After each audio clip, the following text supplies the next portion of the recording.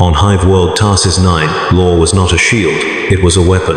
The planet turned endlessly beneath a polluted sky, its surface hidden by miles of stacked metal, stone, and decay. Hive Tarsis rose like a mountain of rust and smoke, a city so vast that entire generations were born, worked, and died without ever seeing the sun. Trillions of lives pulsed within its iron ribs, each one catalogued, taxed, and expendable. Order existed here, but only because disorder was punished without mercy. At the highest spire of the hive, where the air was thin and the noise of the masses faded into a distant, meaningless hum, stood the precinct fortress of the Adeptus Arbites. It was not merely a building, it was a declaration, carved from black adamantine and reinforced with ceramite bastions. The fortress loomed like a judge's gavel, poised to strike the entire city. Massive Imperial aquilers were engraved into its walls, their stone wings spread in eternal judgment. Searchlights cut through the smog day and night, scanning for threats that rarely revealed themselves until it was too late. Inside, silence ruled. Judge Marshal Calavan stood alone at the observation viewport, his armored hands clasped behind his back. He was a tall man, broad-shouldered, his body hardened by decades of service. His carapace armor bore the scars of riots crushed, heresies purged, and worlds brought back into compliance. The twin-headed eagle of the Imperium gleamed upon his chest, polished to ritual perfection. Water there. To him, the people were not citizens. They were subjects of the Emperor, assets to be controlled, corrected, or destroyed. Mercy was not part of his vocabulary. Mercy bred weakness. Weakness bred heresy. And heresy was the greatest crime of all. A soft mechanical chime echoed through the chamber. Data slates flickered to life along the wall. Van turned, already knowing the nature of the alert. Heresy designation confirmed. Intoned the fortress cogitator. Probability level escalating. Source, upper administrative sectors. Van's expression did not change. So it had begun. Tarsis 9 had always been compliant, productive, loyal, at least on the surface. Its factories fed the Imperium with weapons, armor plating, and ammunition for distant wars that its citizens would never hear about. The planetary governor had maintained order efficiently, suppressing dissent through local enforcers and propaganda broadcasts praising the Emperor's divine light. But the Imperium had learned long ago that rot often hid behind efficiency. Van activated a private channel. "Summon the proctors," he said. His voice was cold, precise, full readiness. "This may escalate to planetary censure." Acknowledged, came the reply. Within minutes, the fortress stirred to life. Boots thundered across metal decks as Arbites proctors assembled in disciplined ranks. Unlike local police, these were not lightly armed peacekeepers. They were soldiers of the law, clad in heavy black armor, carrying execution-grade shotguns loaded with mass reactive rounds. Their helmets were skull-faced, deliberately inhuman, designed to inspire fear before a single shot was fired. Cyber mastiffs were released from their kennels, steel-framed beasts with glowing augmetic eyes and crushing jaws, programmed to hunt, subdue, and kill without hesitation. This was Imperial justice preparing to descend. Van moved through the ranks, inspecting his forces with a practiced eye. Discipline was absolute. Any Arbites who doubted their duty did not last long enough to become veterans. "Remember," he said to them, "we are not here to protect this world. We are here to protect the Emperor's law. If the two align, so be it. If they do not, this world will burn." The far below the fortress, in the choking depths of the mid-hive, the reality of law felt very different. Injoran adjusted his rebreather as he moved through a manufactorum corridor thick with smoke and machine heat. His armor was scuffed and worn, marked with the insignia of the Hive N, the local police force loyal to the planetary governor. Matter, eyes open, he muttered to his squad. "Last thing we need is another stampede." The corridor opened into a vast factory hall where thousands of laborers worked in silence, assembling shell casings under the watchful gaze of servo skulls. Armed overseers paced the walkways above, shock whips crackling as reminders of the consequences of slowing down. Matter. But this felt different. Graffiti marked the walls, symbols he did not recognize, curved shapes, impossible angles, scratched hurriedly into metal. He had reported them, of course. The governor's office had dismissed them as meaningless worker superstition. Still, they made his skin crawl. A scream cut through the machinery noise. Tail tore. And, matter. For a moment the factory was silent. "Get him restrained," Hale ordered, his voice tight. "And seal this section. Now." As his squad obeyed, Hale felt something he had not felt in years. Fear. He had heard stories, every enforcer had, of cultists, of forbidden beliefs, of worlds that fell not to invasion, but corruption from within. And he knew what came next. If the Arbites got involved, mercy vanished. Back in the precinct fortress, Judge Marshal Van studied the compiled reports with cold satisfaction. Worker heresies, unauthorized symbols, whispered prayers not sanctioned by the ecclesiarchy, classic signs of chaos infection. The planetary governor had either failed to notice or chosen not to report them. Both were crimes. Water Act. This is Judge Marshal Kayla Van of the Adeptus Arbites, he said. You are ordered to provide full access to all administrative records, security logs. Non-compliance will be interpreted as treason. When it came, it was overly polite, overly calm. Of course, Judge Marshal, the governor replied. There must be some misunderstanding. Tarsus 9 is loyal, always has been. Water. Loyalty, he knew, was often the first lie heretics told themselves. He turned back to the viewport, gazing once more upon the endless hive. Somewhere in that mass of humanity, corruption spread like a disease, and diseases were cured only one way, through extermination. Prepare deployment orders, Van commanded. Would descend at dawn's cycle. The law was coming, and it would not ask permission. If the Adeptus Arbites were the Emperor's iron fist, then the Hive Enforcers were the bones beneath the skin, cheap, numerous, and easily broken. Today had been an enforcer for 17 standard years, long enough to know that justice in Hive Tarsus was never about right or wrong. It was about quotas, productivity, and silence. If the factories ran and the streets stayed quiet, then the governor was pleased. If the governor was pleased, the Imperium rarely looked too closely. Hale moved through Hive Sector Kappa 19, his boots clanging against rusted decking plates worn smooth by centuries of foot traffic. The air was thick with chemical fumes and recycled breath. Above him, pipes leaked steam in hissing bursts like wounded animals. Below him, far below, were the lower levels, where the light barely reached and law meant nothing at all. Formation tight. Hale said over the squad vox. Crowds get jumpy around shift change. His squad followed without complaint. They were tired men and women, faces lined with exhaustion, armor patched and repainted more times than regulation allowed. Their weapons were functional but outdated. Las carbines, shock mauls, suppression grenades designed to stun rather than kill. Too much blood caused unrest. Too little force invited rebellion. It was a narrow line, and Hale had walked it for most of his life. Most workers mouthed the words automatically. Seem. Hale noticed them immediately. You learned to. The ones who avoided the hymns. The ones whose eyes lingered too long on the shadows. The ones who whispered instead of prayed. He hated that he noticed. Mark that group, he murmured, tagging a cluster of workers on his visor display. Plainclothes observers later. Yes, sir, replied Enforcer Merrick, barely 20 and already hollow-eyed. They continued forward, parting the crowd with practiced authority. Most citizens flinched when they saw the Enforcer insignia. A few glared openly. Those were the ones who disappeared later. House order had a cost. They reached Hab Block Theta 77. H in. Split into pairs. Hale ordered. None, lethal unless absolutely required. They moved deeper into the block. T, a man, worker class, malnourished, was slumped against the wall, eyes open and unblinking. No visible wounds, no signs of struggle, but his mouth was frozen in a silent scream, jaw dislocated as if forced open far beyond human limits. House. The man's skin was cold, too cold. Well, house. No toxins, no trauma, Hale said finally. Mark it, call medical. As they stood, Hale noticed something etched into the wall behind the corpse. Not gang markings, not worker graffiti. It was wrong. Curved lines intersected at impossible angles, the metal warped around them as if reality itself had recoiled. Hale felt a pressure behind his eyes just looking at it. He turned away sharply. Erase it. He snapped. No. Merrick obeyed, blasting the symbol with a las burn until the wall slagged and bubbled. Even then, Hale thought he could still see its shape in the melted metal. As the patrol continued, reports flooded in from other squads.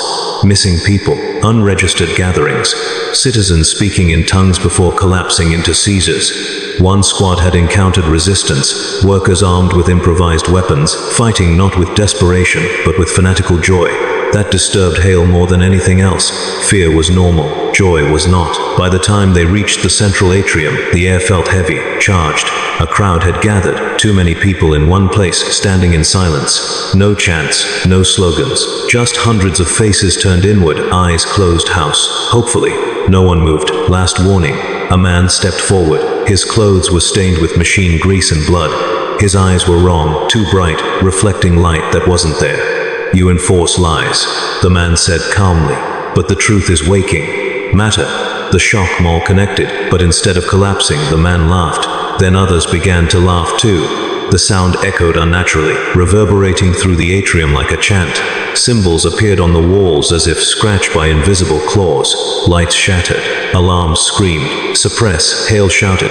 The enforcers moved instinctively, firing stun rounds and deploying suppression grenades. Bodies fell. Some screamed. Some kept laughing even as electricity tore through their nerves. Then something moved in the crowd. Not a person. Hale caught only glimpses, too many limbs, wrong proportions, a shadow that twisted against the light. His mind refused to focus on it, sliding away as if rejecting the image. Fall back, he ordered. Fall back now. They retreated, dragging the wounded with them. The laughter followed, rising to a crescendo that made Hale's head pound. As they sealed the atrium doors, Hale leaned against the wall, breathing hard. This isn't a riot, Marek whispered. Is it? Hale didn't answer. He didn't need to. They both knew. Hours later, Hale stood alone in the precinct office, hands shaking as he filed his report. He was careful with his wording. Very careful. He did not write Chaos. He did not write Damon, herdiologist. Even that felt dangerous. The reply from the governor's office came swiftly. Contain the situation. Do not escalate. Arbit's involvement is unnecessary. Holst unnecessary. That, the governor already knew. Hale looked at his reflection in the cracked display screen, older than he remembered, eyes dulled by years of compromise. He, and far above, he imagined the precinct, fortress, silent and watchful. If the Arbites came, the Hive would bleed. If they didn't, the Hive would rot. Either way, Hale realized people like him were already dead. He shut down the terminal and reached for his helmet. Duty called. And in the Imperium, duty never cared who it destroyed. When the Adeptus Arbites descended, the Hive did not riot. It went silent. Hive Tarshish. But this silence was different. It spread outward from the precinct fortress, rolling down through the upper spires and into the mid-Hive like a pressure wave. Vox channels filled with official decrees. Administratum offices locked their doors. Ecclesiarchy priests doubled their sermons and halved their words. The Emperor's law was coming. Judge, Marshal Calavan stood aboard the Arbit's assault carrier Lex Talonis as it cut through polluted cloud layers. The gunship's interior was stark and functional. No banners, no ornamentation beyond the aquila etched into every bulkhead. Around him, Arbit's proctors stood braced in mag-locked boots, weapons locked, movements perfectly synchronized. Their helmets were sealed, faces hidden behind skull, visors that reduced humanity to anonymity. That was intentional. You know your duties, Van said, his voice carrying effortlessly through the cabin. We are not investigators for hire. We are not negotiators. We are not saviors. We are the Emperor's judgment made manifest. He paused. Compliance will be rewarded with survival. Resistance will be punished with extinction. There were no acknowledgements. Arbites did not cheer. They did not chant. They obeyed. Heresy always cooperated at first. The Arbites did not deploy like soldiers. They deployed like a verdict. Doctor the next. It did not exist. Shotgun blasts echoed through marble halls as Arbites breached doors sealed for centuries. Shock mauls shattered bones. Cyber mastiffs were unleashed into corridors, their machine minds sorting targets by threat priority and scent. Every arrest was violent, every interrogation immediate. In Judicial Annex Sigma Primus, a senior clerk tried to cite planetary law. A proctor broke his jaw and dragged him to the floor. Planetary law is irrelevant. The proctor stated flatly, you are subject to the Lex Imperialis. The clerk was taken alive. That alone was mercy. Joran Hale watched the Arbites arrive from the edge of a sealed street, his enforcer squad standing behind him in rigid silence. Black-armored giants moved through the district, weapons raised, ignoring the local forces entirely. They, House F and Arbites Proctor stopped in front of him, towering, visor reflecting Hale's own uneasy face. State your designation, the Proctor demanded. Enforcer Captain Joran Hale, he replied, forcing steadiness into his voice. Local Precinct Theta 77, you are no longer in command. the proctor said. "Withdraw your personnel. Failure to comply will be treated as obstruction of Imperial justice." Hails.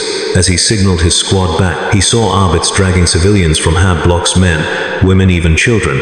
Some screamed innocence, some begged for mercy, some smiled. Those were executed on the spot. This was something else entirely. At the center of the operation, Judge Marshal Van established a temporary court of compliance within the upper Hive's grand hall. Marble statues of long-dead governors were torn down to make room for iron restraint frames and interrogation thrones. There would be no jury. There would be no appeals, only truth or death. The first prisoner was brought before Van within the hour. A mid-level administratum overseer shaking violently, eyes red from sleeplessness. I didn't know. The overseer stammered. "The symbols, the meetings. I thought it was worker superstition. One give." A sanctioned psyker stepped forward, his eyes sewn shut, third eye opening in his forehead with a wet sound. Psychic pressure flooded the chamber, crushing thought and memory alike. The overseer screamed. When it ended, the truth was clear. He water a proctor, the next, and the next, and the next. Confessions spilled freely once fear took hold. Cult cells were mapped, names were extracted, entire Hab blocks were marked for purgation. Again and again, one truth emerged. The infected, Cole. As the hours turned into a full cycle, the Arbit's attention narrowed toward a single location. The governor's palace. Judge Marshal Van studied the compiled data slates in silence. The planetary governor had suppressed reports, rerotted investigations, reassigned enforcers who asked too many questions. Not overt rebellion, just enough protection to allow corruption to grow. That alone was unforgivable. And prepare a formal writ of judgment, he ordered. Charge a dereliction of duty, willful negligence and indirect heresy, and the palace would fall, and the assault began at dawn cycle. Referee, see, in the water stopped 3 meters. You misunderstand, he replied calmly. You rule only by the Emperor's tolerance. That tolerance has expired. The governor was seized, dragged from his throne, and shackled in suppression chains. His cries echoed through the palace as he was hauled toward the execution plaza. Citizens were forced to watch. Joran Hale stood among the crowd, helmet tucked under his arm. He watched as the governor, once untouchable, was forced to his knees beneath the massive ocular monument. Judge Marshal Van read the charges aloud. Each word landed like a hammer. When the the governor collapsed lifeless. The crowd did not cheer. They did not protest. They simply stared, understanding at last what Imperial law truly meant. Matter, not grief, illusion. As night fell, the Hive burned. Marked sectors were sealed. Power was cut. Food deliveries halted. Arbites patrols prevented escape. Inside those darkened Hab blocks, corruption was starved out, along with everyone else. Judge Marshal Van watched the fires from the palace balcony. To accept, begin phase purification, he ordered, no exceptions. And in the Imperium of Man the law was absolute, yes. The Hive did not recover after the execution. Smoke drifted endlessly through Hive Tarsis, rising from sealed Hab blocks and scorched manufacturum districts where purification protocols were still in effect. Entire levels had gone dark, power cut, air recyclers disabled, access ports welded shut. Official Vox casts called it containment. The Arbites called it the people called it death. Joran Hale walked through what remained of Theta 77 with a hollow ache in his chest. His enforcer badge felt heavier than ever, as if it were made of guilt instead of metal. Around him, his remaining squad moved in silence. There were fewer of them now. Some had been killed during Arbites operations. Others had simply vanished after being questioned. None had been returned. How long? Hale asked, stepping forward. The proctor tilted his head slightly, as if considering the statement. Hale Clen, Wes. The simplicity of the answer was crushing. Hale Stowe. This was the reality now. The Arbites were not advisors, they were not overseers, they were the final authority, and every other force, including local enforcers, existed only at their tolerance. As how, they would not last long. Word spread quickly through the enforcer ranks. The Arbites were preparing Phase Ultima, a full purge of remaining contaminated sectors. That meant forced population transfers, mass arrests, and executions without interrogation. Entire precincts of enforcers were expected to assist, or be replaced. Hale received his orders directly from Arbites command.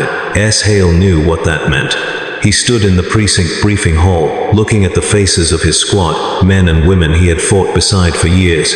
They were afraid, Not of the Hive, not of the people, of the Arbites, Iron House. But something inside him resisted. He remembered the laughing crowd, the impossible shapes, the thing that moved wrong in the shadows. And he remembered the governor's head striking the stone. Exam. This was annihilation. Arbites formations moved through the palace, sector streets with relentless precision. Loud hailers blared compliance orders that contradicted each other by design, forcing hesitation, confusion, and inevitable violation. Anyone who moved too slowly was shot. Anyan. Hale's unit was stationed at Access Gate Primus, a major transit point leading out of the palace district. Thousands of civilians were being herded through it, screened by servo skulls and auspex arrays for signs of contamination. False, fatal. A woman collapsed in front of Hale, clutching a child to her chest. Before Hale could respond, an Arbites proctor stepped forward, auspex chiming sharply. Anomaly detected, the proctor said. The woman screamed as the proctor raised his shotgun. Wait, Hale shouted, stepping between them. Run another scan. She's exhausted, that's all. Stand aside, Enforcer, the proctor ordered. You are obstructing Imperial justice. Hale did not move. For a heartbeat, the world seemed to hold its breath. Other Arbites turned, weapons tracking. Enforcers behind Hale raised their guns uncertainly. Judge Marshal Kayla Van emerged from the formation, his presence commanding instant silence. What is the delay? Van asked calmly. Hale met his gaze. You're killing innocent people. Water studied. Innocence is irrelevant, Van replied. And loyalty cannot be assumed. She's not a cultist, Hale insisted. Neither is the child. Perhaps, Van said. Perhaps not. Uncertainty itself is contamination. The woman sobbed. Hale mad. He turned his weapon, lowering it, but not surrendering it, and shouted, Gate team, hold fire! The command echoed across the channel. For the game. Then the Arbites fired. The SA and Arbites advanced. Nursing house. Then execute me, he said. But don't pretend this is law. For the first time, Van hesitated. Execution is inefficient, he said finally. Arrest him. Shock maul struck Hale from behind. Pain exploded through his body as he fell, consciousness fading beneath the weight of armored boots. Restraint fields pinned him in place, every muscle locked. He could not scream, could barely breathe. Light flared as the chamber doors opened. Judge, you believe yourself righteous, Van said. That belief is dangerous. Van leaned closer, and by doing so, I preserve this world. You, Van's express. He straightened. You will not be executed, Van continued. Your service record is exemplary. Your failure is ideological, not treasonous. Hale's eyes widened. Then why am I here? Because you have seen the truth, Van said, and survived it. The restraint fields disengaged. You will be given a choice, Van said. Death for weakness, or induction into the Adeptus Arbites. Hale laughed weakly. You want me to become you? No, Van replied. I want you to understand why I am necessary. The doors opened behind Van. Choose. Hale closed his eyes. Outside, the hive burned. Joran Hale did not choose immediately. The offer hung in the air like a noose disguised as a lifeline. Death would have been simple, honest, a clean end to a life spent enforcing laws he no longer believed in. Induction into the Adeptus Arbites, however, meant something far worse: survival with understanding, survival with responsibility. Judge Marshal Kayla Van waited without impatience. He had learned long ago that time broke people more effectively than violence. You think joining us will make you complicit, Van said calmly. You already are. You enforced the system that fed this corruption for years. The only difference now is awareness. Hale's water nodded. The restraint fields dropped fully. Hale could move again, though his body trembled from exhaustion and pain. He stood slowly, feeling the weight of the hive pressing down on him. Every scream, every sealed door, every silent hab block. What happens if I refuse? Hale asked. You will be executed, Van replied. Your death will be recorded as necessary. Your doubts will die with you. And if I accept, you will learn why doubt must be purged. Behind. Hale thought of the woman and child, thought of his squad, those still alive, those disappeared, thought of the laughing cultists and the thing that had moved wrong in the crowd. If men like Van did not exist, the Imperium would fall apart in days. If men like Van were all that existed, the Imperium would still be a nightmare. House, I choose induction, he said. Water. Indoctrination began immediately. Hale was stripped of everything, rank, name, identity. His enforcer armor was taken and destroyed in a public incineration ritual. His records were sealed, rewritten, reduced to a footnote of absorbed personnel. He was no longer enforcer, Captain Joran Hale. He was Proctor, Initiate Hale. Days blurred into weeks as he endured psychological conditioning, doctrinal instruction, and physical reinforcement. The Arbites did not merely train the body, they rewired the mind. Billions dead. He was shown data, logs of governors who had tried to protect their people instead of enforcing imperial law, all executed. You believe mercy saves lives, an Arbites instructor told him. It does not. It postpones extinction. They drilled the Lex Imperialis into him until it replaced instinct, law over emotion, duty over empathy, survival over morality. Still Hale resisted internally. At night cycle, alone in his cell, he remembered faces, names, voices, they always noticed. The final stage of induction was the hardest. Execution duty. Hale stood in the purification plaza wearing full Arbites armor for the first time, black ceramite plates locking into place, weight settling onto his shoulders like destiny. The skull, faced helm sealed, stripping away expression, humanity, individuality. Before him knelt 5 prisoners. Foe. Men who had refused Arbites orders, men who had hesitated just as Hale once had. The matter. A judge, Marshal Van, stood beside him. You hesitate again, Van said quietly, and you will kneel beside them. Hale understood the lesson. The Imperium did not need heroes, it needed certainty. He raised the shotgun, pulled the trigger. The first body vanished in an explosion of blood and bone, then the second, then the third. By the 5th, something inside him broke. Something else hardened. Manufactorums resumed full production. Food distribution normalized at reduced population capacity. Ecclesiarchy sermons praised the emperor for delivering them from corruption. Official records listed the purge as successful with acceptable losses. The sealed hab blocks remained sealed. No one asked about them. Proctology. People did not look at him anymore. They looked away. That was improvement. During a routine patrol, Hale encountered a small gathering, unauthorized prayer, whispered and fearful. No symbols, no laughter, no visible corruption. The OT uncertainty registered that night as the prisoners screamed in interrogation. Hale stood watch without reaction. He told himself it was necessary, and perhaps it was. Judge Marshal Van summoned him months later. You are adapting well, Van said. Do you still believe I was wrong? Hale considered the question carefully. I believe, he said slowly, that the Imperium survives because it is cruel, and it is cruel because it must survive water. Do you ever regret it? Hale asked. What we do. And regret is irrelevant, he said at last. But yes, every day. Outside, Hive Tarsis roared alive, obedient, terrified. Order had been achieved, at the cost of innocence. At the cost of mercy. Proctor Hale turned away from the viewport, armor heavy, soul heavier. In the only law